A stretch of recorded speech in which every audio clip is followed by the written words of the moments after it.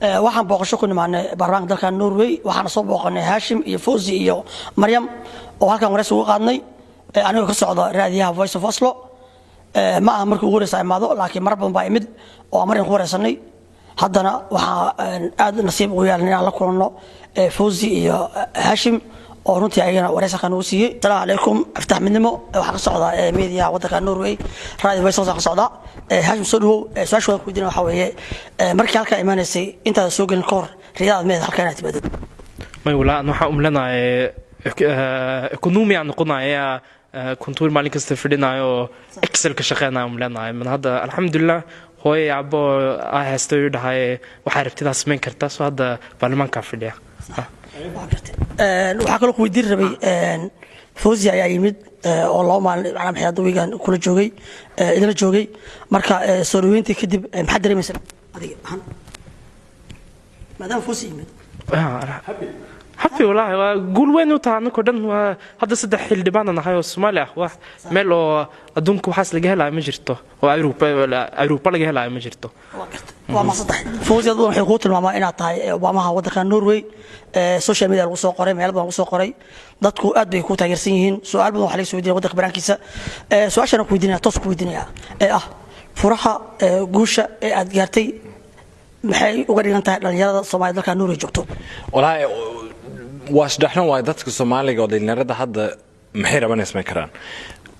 maxaa la dhahaa waan arki karaa in dhalinyarada wallahi xoog waay in iskuulka ka qayb galaan xoog waay in siyaasadda ka qayb galaan ana warajana in aniga Hashim iyo Maryam hadda siyaasadda ku jirno in dadkan taa oo hadda soo socdo oo ilmaha hadda TV-ga fiirsado ama dhaxayaan maxaan masmaan karaa ha waa masmaan kartaa ma fahamtay soo ana wada in dadkan heestaan qalbiga oo dadka Norwejiga dhaxayaan ana waa masmaan karaa maxaa rabo soo taas rajana wallahi ma ku jirtay nidaada in mar halka soo fariisan baarlamaanka Norway may wallahi laakiin farxad ku tahay farxad waay laakiin wallahi masdaxna taas aniga wasdahay inaad siyaasad ku qayb galo iyo محل دحا فيريو أو تصو حسبيجي دتك محبة هنجن لكن مش دحنا إن البرلمان كقول خيب قلها والله وقفر سنة كلنا شفتنا قصنا مريم هذيك قبرت بوها صيرتي مش حبنا وصل شخصي هالك حبنا بجوقتي واسد درين كاجا صدوين هذا مركز الله فوزي يا هاشم ku faraxsanahay Fawzi iyo Hashim waa jiilka cusub oo xilka aan rajaynayn inay naga qaadaan haddaan nahay jiilka xoga cuslaaday isla markaas ay tan waxay tusaysaa